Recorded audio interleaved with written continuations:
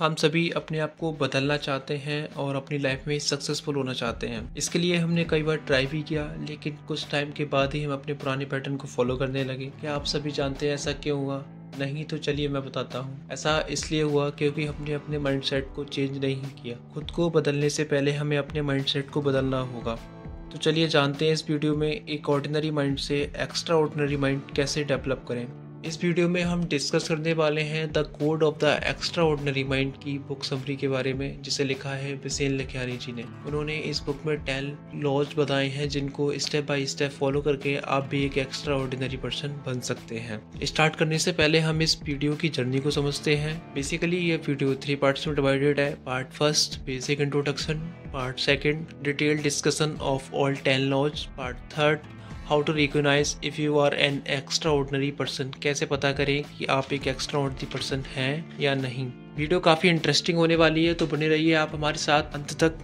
Start करते हैं part first basic introduction. समझते हैं एक्स्ट्रा ऑर्डिनरी माइंड को कि ऐसी कौन सी क्वालिटीज़ हैं जो इसे ऑर्डिनरी माइंड से सेपरेट करती हैं। क्वालिटी नंबर 1, ऐसा माइंड जो अपने आप में खुश रहता है, अर्थात जिसकी खुशी किसी अदर पर्सन किसी ऑब्जेक्ट के साथ कनेक्टेड नहीं होती है। क्वालिटी नंबर 2, ऐसा माइंड जो प्रेजेंट मोमेंट में जीना पसंद करता है। क्वालिटी नंबर 3, ऐसा माइंड जिसके पास फ्यूचर के लिए बिग एंड कॉम्प्लेक्स गोल होते हैं। अगर ये क्वालिटीज़ आपके अंदर हैं फिर आप एक एक्स्ट्रा ऑर्डिनरी पर्सन हैं। अगर नहीं है तो हम सभी इन क्वालिटीज़ को डेवलप करने की पूरी कोशिश करेंगे, क्योंकि हमारी इस वीडियो का पर्पस यही है। आगे बात करते हैं ऑथर बिसेन लखियानी जी के बारे में। वे प्रेजेंट टाइम में माइंड वैली कंपनी के फाउंडर एंड CEO हैं, जो कि एक एजुकेशनल टेक्नोलॉजी कंपनी है जिसका पर्पस ऐसे प्रोडक्ट्स को लॉन्च करना है जो स्पिरिचुअल एंड पर्सनल ग्रोथ के लिए रेस्पॉन्सिबल होते हैं। में ओमबाना एक मेडिटेशन ऐप है जिसको स्पिरिचुअल लाइफ से कनेक्ट होने के लिए डेवलप किया गया है। अब अपने नेक्स्ट पार्ट की तरफ मूव करते हैं। Part second detailed discussion of all 10 law, जिसमें लॉ नंबर 1 है ट्रांसकेप द कल्चर एस्केप। यह लॉ हमें बताता है कि हमें हमारी सोसाइटी में उपस्थित उन रूल्स के ऊपर क्वेश्चन करना चाहिए जिनका कोई लॉजिक नहीं है, बट हम सभी सोसाइटी के इन रूल्स को फॉलो करते हैं जिनसे हमारी खुशी जुड़ी हुई नहीं है। यहाँ पर ऑथर आप सभी को यह बताने की कोशिश कर रहे हैं कि आप अपने काम से रिलेटेड खुद से क्वेश्चन करिए। क्या आप उस काम में कंफर्टेबल हैं जो आप कर रहे हैं, या फिर आप किसी अदर पर्सन के कहने पर उस काम को कर रहे हैं। ऑथर कहते हैं कि आप खुद से क्वेश्चन करके पता लगाइए कि आपका किस काम में इंटरेस्ट है और किस में नहीं। अगर आप अपने प्रेजेंट डे के वर्क से खुश नहीं हैं तो इसका इफेक्ट आपके वर्क पर नहीं पड़ता, इसके साथ साथ इसका इफेक्ट आपके डिफरेंट वर्क्स पर भी पड़ता है जिसके बारे में आपको कोई आइडिया ही नहीं है। चलिए इस बात को एक एग्जाम्पल के हेल्प से समझते हैं। गैलेप्स एक ऑर्गेनाइजेशन है जिसके द्वारा अराउंड 1.5 लाख अमेरिकन के ऊपर रिसर्च हुई, जिसमें पता लगा 60 to 70% अमेरिकन अपनी जॉब से खुश नहीं हैं। जब ये report health and prevention department के पास पहुंची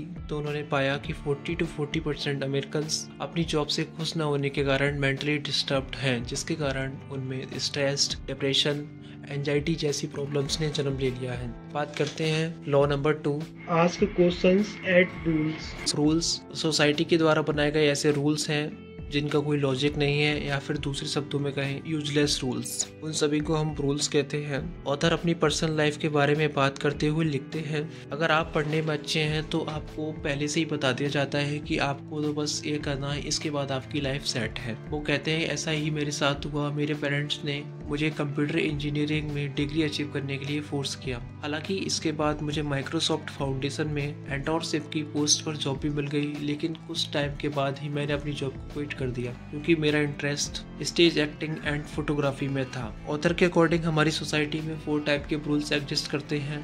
रूल नंबर 1, कॉलेज रूल। अगर आपको अपनी लाइफ में सक्सेसफुल होना है तो आपको एक अच्छे कॉलेज से अच्छे कोर्स में डिग्री अचीव करनी होगी। इसी कॉन्सेप्ट को कॉलेज रूल कहते हैं। क्या आप किसी इंस्टीट्यूट से कोचिंग करके उस कोर्स में डिग्री अचीव नहीं कर सकते? Rule number 2, the loyalty rules. इसमें ऑथर ने सोशल इवेंट्स को रिप्रेजेंट किया है। जैसे अगर आपने हिस्ट्री को रीड किया हो तो हमारी सोसाइटी में सती प्रथा काफी पॉपुलर थी, जिसमें एक स्त्री को उनके पति की मृत्यु होने पर उनके साथ चलना पड़ता था। इस प्रथा का अंत राजा राम मोहन रॉय ने ब्रिटिश गवर्नर विलियम बेंटिक के शासन में किया, लेकिन आज के मॉडर्न टाइम में सबसे बड़ी सामाजिक बुराई दहेज प्रथा को माना गया है, जिसके कारण न जाने कितने ही रिश्ते टूट जाते हैं। Rule number 3, religion rule. Religion rule को एक्सप्लेन करते हुए ऑथर कहते हैं कि आप उस धर्म को माने जिस धर्म के प्रवचन आपको अच्छे लगते हैं, जिसमें आपको भेदभाव की भावना दिखाई न दे, जिसमें सभी धर्मों का सम्मान करने की प्रतिष्ठा है। आप इस संसार में अपना धर्म चुनने के लिए स्वतंत्र हैं। Rule number 4, hard work rule.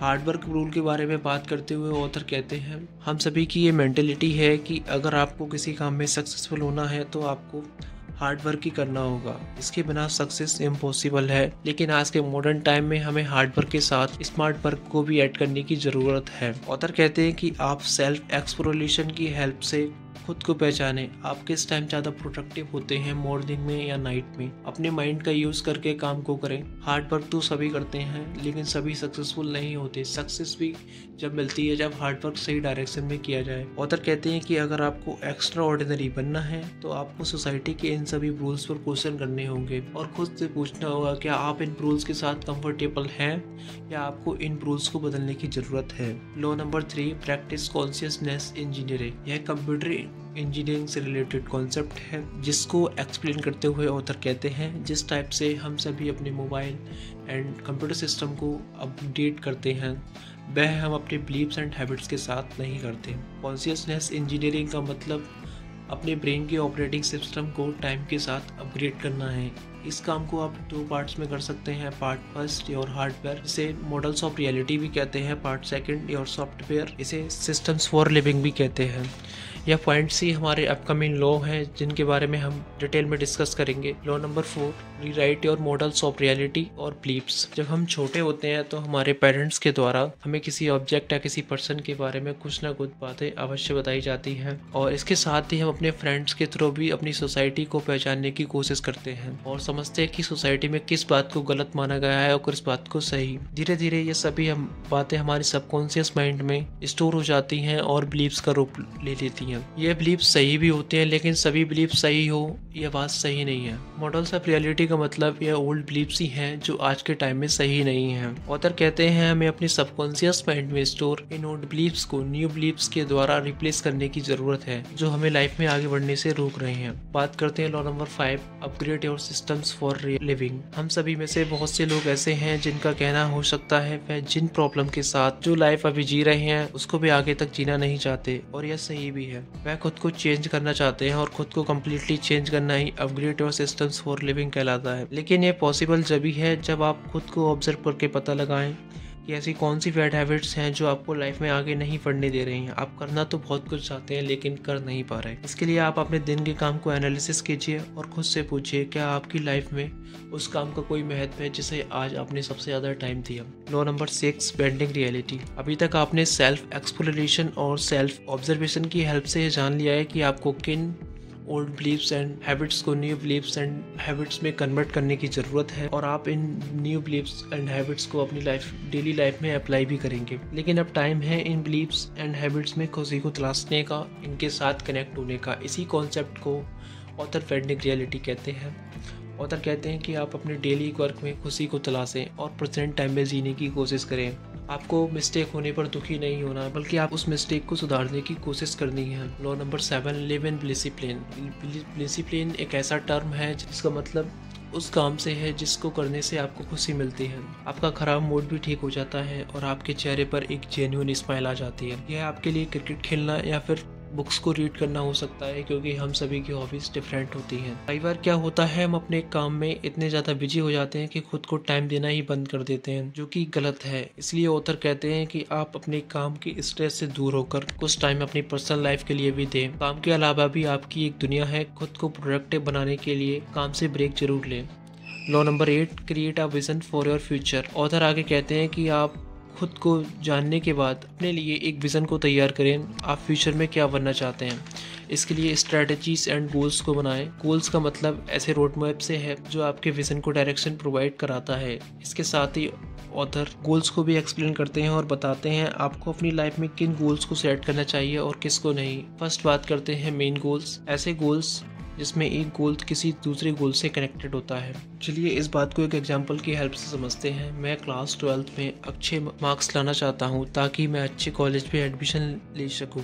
ताकि मैं अपने लिए एक बेटर जॉब पा सकूं। यहाँ पर ताकि वाले सबसे एक गोल दूसरे गोल से कनेक्टेड है। सपोज कीजिए अगर आप क्लास 12 में अच्छे मार्क्स गेन नहीं कर पाए, फिर आपको एक सही कॉलेज में एडमिशन नहीं मिलेगा, फिर आप उदास हो जाएंगे और आपको लगने लगेगा कि आप अपनी लाइफ में कुछ नहीं कर सकते, क्योंकि इससे आपकी खुशी जुड़ी हुई थी। ऐसे गोल्स हेल्दी गोल्स नहीं है। मैंने आपको इस बात को बताकर डिमोटिवेट नहीं किया है, बल्कि आप रियलिटी बताई है। एंड गोल्स को ही हम हेल्दी गोल्स मानते हैं, क्योंकि ये गोल्स किसी अदर पर्सन एंड किसी सेकंड गोल से कनेक्टेड नहीं होते। क्योंकि जब आपकी लाइफ का गोल किसी पर्सन से कनेक्टेड होता है तो उसे पूरा हक है आपके मूड को चेंज करने का, आपको अपने अकॉर्डिंग चलाने का। इसलिए अपने लाइफ के गोल को अपने से कनेक्टेड रखें। Law number 9, be unfuckwithable. इस टर्म का मतलब है खुद को मेंटली स्ट्रॉन्ग बनाना। लोगों की निगेटिव बातों का आप पर कोई इफेक्ट ना हो। जब आप इस सोसाइटी में रहकर अपने पैशन को फॉलो करते हैं तो सोसाइटी के कुछ लोग आपके काम एंड आप पर निगेटिव कमेंट जरूर करते हैं।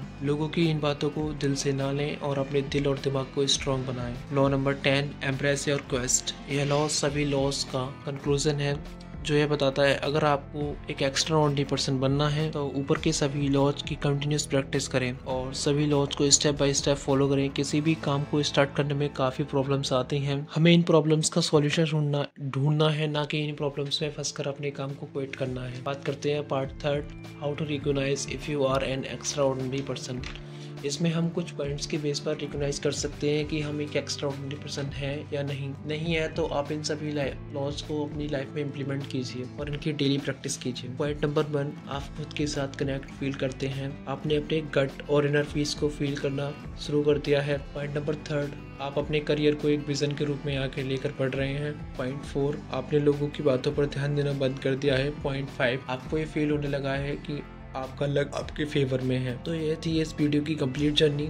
आई होप आप सभी को ये वीडियो पसंद आई होगी और आप इस वीडियो में बताई गई इन्फॉर्मेशन को अपनी लाइफ में जरूर इम्प्लीमेंट करेंगे और अपनी लाइफ को एक नेक्स्ट लेवल पर लेके जाएंगे। मिलते हैं नेक्स्ट वीडियो में नेक्स्ट टॉपिक के साथ। तब तक के लिए बाय बाय, जय हिंद।